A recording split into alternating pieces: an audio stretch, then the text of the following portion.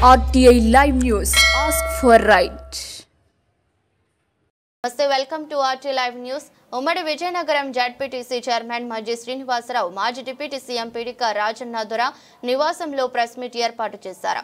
18 నెలల పాలనలో కూటమి ప్రభుత్వం విఫలమైందని, ఒక కొత్త పెన్షన్ కూడా ఇవ్వలేదని, సాలూరులో 100 పడకల ఆసుపత్రిని ఇప్పటికీ వినియోగంలోకి తీసుకురాకపోవడం విచారకరమన్నారు. డిసెంబర్ 5న జరగనున్న మెడికల్ కాలేజీల ప్రైవేటీకరణకు వ్యతిరేకంగా కోటి సంతకాల సేకరణ కార్యక్రమాన్ని జయప్రదం చేయాలని కోరారు. వైసీపీ నేతలు గిరి రఘు, పిరిడి రామకృష్ణ తదితరులు పాల్గొన్నారు. గొప్ప చెప్పుకొని ఓపెనింగ్ చేస్తున్నారు తప్ప వాళ్ళు తీసుకొచ్చి వాళ్ళు మంజూరు చేయించి చేసేవేవి కనిపించడం లేదు. రోడ్లు కూడా మీరు చూసుకోండి. నా ఇంటి ముందు రోడ్డు వేసామని మీ ఇలాకాల ముందు సిగ్గు లేకుండా చెప్పుకుంటున్నారు కదా. ఆ రోడ్డుకి ఈ రోజు వరకు డబ్బులు ఇవ్వలేదు. నేను చేతగాక కాదు అసలేదు. ఆ రోడ్డు కూడా నా ఇంటి ముందు వెళ్ళండి, ఇంటికి పక్కన వెళ్ళి వేసారు. నా ఇంటి ముందు వేయించి నేను ప్రైవేట్ కాంట్రాక్టర్ వేయించుకోను. నేను డబ్బులు లేవంటే ఆ డబ్బులు ఇవ్వాలి కదా. కాంట్రాక్టులు సార్ మేము చేయలేము సార్, డబ్బులు ఇప్పటికప్పుడే అని వాళ్ళు రిక్వెస్ట్ చేస్తే నేను ఆగాను. ఈ రోజు కూడా డబ్బులు ఇవ్వలేదు, సంవత్సరం దాటిపోయింది దానికి. అలాగే సిమిడి వలస అని సాలూరు మండలంలో ఒక రోడ్డు మేము మా శంకుస్థాపన చేశాం. ఆ కాంట్రాక్ట్ చెప్తే కాంట్రాక్ట్ గబగబా ఎందుకు లైసెన్స్ రద్దు చేస్తారని చేయిస్తాడు. కానీ సరే డబ్బులు ఇవ్వలేదు సరే కదా, కనీసం ఎంబుక్ రికార్డు కూడా చేయలేదు, బిల్లు కూడా ప్రిపేర్ చేయలేదు. ఒక్కటి కాదు, ఉదాహరణ కొన్ని చెప్తాను మీకు. సాలూరు నుంచి మక్కువ రోడ్డు ఉన్నది, ఇదే మా పెద్దలు కలిసి 56 కోట్ల రూపాయలు డబల్ రోడ్డు కోసం మంజూరు చేశాం మేము. 56 కోట్ల రూపాయలు. ఇప్పుడేమో అదలగే ఉంది. అప్పుడు ఏం చెప్పారు, మేమైతే 3 నెలల్లో చేసేస్తాం చూడండి అని చెప్పారు. ఆ రోజు ఏదైతే 5 కోట్లు పని చేశారో ఆ రోజు మీరు అడిగిన 5 కోట్లు ఈ రోజు మంజూరు చేశారు. ఆ 5 కోట్లతో ఇప్పుడు బుగ్గి చేలేస్తారట దాన్ని. ఈ 56 కోట్లు ఏమైపోతుందో తెలియదు. అంటే కొన్ని మధ్య తనకలకి చెప్తున్నాను మీకు అయ్యేది. కాబట్టి ఈ ప్రభుత్వ పరిస్థితి ఎలాగున్నది అనేది మీ ద్వారా ప్రజలకు తెలియాలనే ఉద్దేశంతోనే ఇంతవరకు చెప్పాను. ఇప్పుడు మన గౌరవ పెద్ద నుంచి 8,000 వరకు అని చెప్తున్నారు. నిన్న 5,450 రూపాయలకి అక్కడ అమ్మారు పత్తి చంద్రంపేటలో. మేము వెళ్తుంటే లారీ లోడ్ చేస్తున్నారు అక్కడ. అంటే 7,000 ఎక్కడ, 8,000 ఎక్కడ, ఇప్పుడు కొంటున్న ధర ఏం చూడండి ఒకసారి. అంటే 3,000 నుంచి 2,500 వరకు ఒక పత్తి రైతులకి నష్టం వాటిల్లుతుంది. మరి ఇదే గిట్టుబాటు దానికి ఇదే రైతులను ఆదుకునే ప్రభుత్వం ఇదే. అందరికీ తెలుసు, జగన్మోహన్ రెడ్డి గారు 12,500 రూపాయలు ఇస్తానంటే రైతు భరోసా 12,000 ఎలాగ ఇస్తావని అసలు ఇది.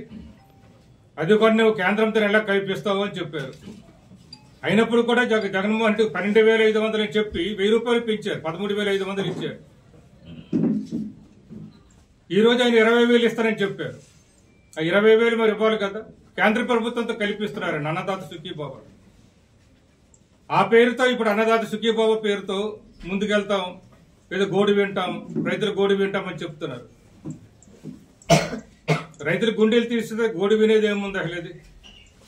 రాజశేఖర రెడ్డి గారి పరిపాలన చూసినా, జగన్మోహన్ రెడ్డి గారి పరిపాలన చూసినా ఏ రైతునైనా అడగండి ఎక్కడ బాగున్నదే చెప్తారు. చేయమని కోరుకుంటున్నాం. ఏదైతే పరిపాలిస్తుందో ప్రభుత్వం అది కూడా ముఖ్యమంత్రి ప్రైవేటీకరణ, ఉప ముఖ్యమంత్రి ప్రైవేటీకరణ, మంత్రులు ప్రైవేటీకరణ, ఎమ్మెల్యేలు ప్రైవేటీకరణ చేసుకుంటే బాగుంటుంది. భారతదేశంలో ఎక్కడైనా సరే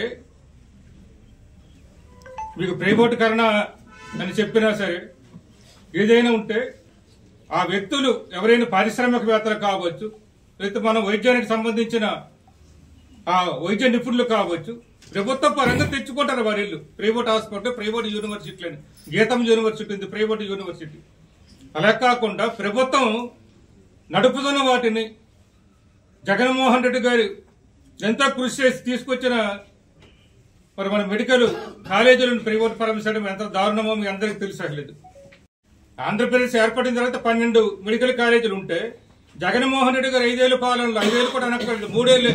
కరోనా 2 సంవత్సరాలు పోయే కూడా 3 ఏళ్లే. 3 ఏళ్ల పాలనలో 17 మెడికల్ కాలేజీలు తీసుకొస్తే వాటిని ప్రైవేట్ పరం చేస్తామంటే ఇంతకన్నా దారుణం ఏదే ఉంటుందా? ప్రతిదీ కూడా మీకు చూడండి, ఇక్కడ ఏదే ఉండదు. మిడ్ డే మీల్స్, అలాగే ఇప్పుడు మనకు రకరకాల వంటలకు సంబంధించింది కావచ్చు, మీకు ఇవన్నీ కూడా ఇక్కడ భవిష్యత్తులో మనకు ఏది ఉండదు, ప్రభుత్వం ఉండే దొరకదు. మన హాస్పిటల్ అన్ని కూడా మన హాస్పిటల్ ఉన్నది 3 నెలల్లో ఓపెన్ చేస్తాం మా ప్రభుత్వం వస్తుందని చెప్పి. వైఎస్ఆర్ పార్టీ ఎప్పుడు ప్రజల పక్షాన ఉంటుంది, ప్రజల పక్షాన పోరాడతాం. ప్రజా వ్యతిరేక నిర్ణయాలు ఏది తీసుకుని ప్రభుత్వం నిలదీయడానికి ఎట్టి పరిస్థితుల్లో కూడా వైఎస్ఆర్ పార్టీ నాయకులు కార్యకర్తలు ఎప్పుడు ప్రజల పక్షాన ఉంటారు. ఈ ప్రభుత్వం ఎన్ని మమ్మల్ని అడ్డంకులు చేసినా, ఎన్ని అనగదొక్కాలన్న ప్రయత్నాలు చేస్తున్నా ఎట్టి పరిస్థితుల్లో వెనకడు చేసేది లేదు. ముఖ్యంగా వైఎస్ఆర్ పార్టీ కార్యకర్తల నాయకుల్ని అనగదొక్కాలన్నా లేదు వారి మీద ఇబ్బందులు పెట్టాలన్నా మీరు ఆలోచన చేసిన ఇబ్బందులు ఎదుర్కొంటామే తప్ప ఎక్కడ కూడా ప్రజల తరపున పోరాటం చేయడంలో ఎక్కడా కూడా వెనకడు ఇవ్వమని చెప్పి మరొకసారి గుర్తు చేస్తూ తప్పకుండా మేము రివ్యూ చేసేటప్పుడు మరి సాలూరు సిహెచ్సి హాస్పిటల్ మరి ఆనాడు ఉప ముఖ్యమంత్రి ఉన్న రాజేందర్ గారు ఈ జిల్లాలో మాకు 100 బెడ్ హాస్పిటల్ కావాలని చెప్పి వారు ఆనాడు ముఖ్యమంత్రి గారి దగ్గరికి వెళ్ళి శాంక్షన్ చేసుకురావడం, ఆ పనులు కూడా చివరిగా తీసుకొస్తే ఇవాళ పనులు పూర్తయినా కూడా ప్రారంభోత్సవం ఎందుకు కాలేదని చెప్పి మేము ప్రశ్నిస్తే కేవలం కరెంటు బిల్లు కరెంటు ఛార్జీలు లేవండి, ట్రాన్స్ఫార్మర్ డబ్బులు కట్టడానికి డబ్బులు లేవండి అని చెప్పి ఇంజనీరింగ్ అధికారులు చెప్పే దయనీయ స్థితిలో ఈ ప్రభుత్వం ఉందనే విషయాన్ని మీరు గుర్తుంచుకోవాలి. అంటే ఈ ప్రభుత్వం వైద్య ఆరోగ్య శాఖకు వస్తున్న ప్రాధాన్యత ఏంటి, ఇక్కడున్న ప్రజాప్రతినిధులు ఇస్తున్న ప్రాధాన్యత ఏంటి అనే విషయాన్ని మీరు ఒకసారి గుర్తు తెచ్చుకోండి. ఆనాడు 100 బెడ్ హాస్పిటల్ తీసుకొచ్చి పెద్ద ఎత్తున దాన్ని పూర్తి చేసి ముఖ్యంగా ఈ గిరిజన ప్రాంతాలు, ఈ బడుగు బలహీన ఈ ప్రాంతాల్లో, ఈ శివారున్న ప్రాంతాల్లో వైద్యం అందాలి, ప్రతి ఒక్కరికి ఆరోగ్యం బాగుండాలని చెప్పి ఆనాడు జగన్మోహన్ రెడ్డి నాయకత్వంలో పెద్దల రాజేందర్ గారు ప్రయత్నాలు చేస్తే ఈరోజు హాస్పిటల్ ఆ సంస్థ పూర్తి చేసిన ఈరోజు ప్రారంభోత్సవం ఎందుకు కాలేదంటే మరి అక్కడ ఎలక్ట్రికల్ ఎస్సీ గారు వచ్చి ఏమైనా ఎస్టిమేషన్ ఇచ్చారంటే మా దగ్గర ఎవరు అడగలేదండి అని వారు సమాధానం చెప్తారు. ఇంజనీరింగ్ అధికారులు అడిగితే మాకు ఎస్టిమేట్లో ప్రాజెక్ట్ డబ్బులే లేవండి, మరి దాని మీద మేము ప్రభుత్వానికి రాసామని వారు చెప్తా ఉంటే మరి ఈ నియోజకవర్గ ప్రాతినిధ్యం వస్తున్న మంత్రి గారు మరి వారు చోద్యం చూస్తున్నారు తప్ప దీనికి ఒక పరిష్కార మార్గం అంటే ఎందుకు ఈ విషయాన్ని మీకు ఈరోజు మీ దృష్టి తీసుకొస్తానంటే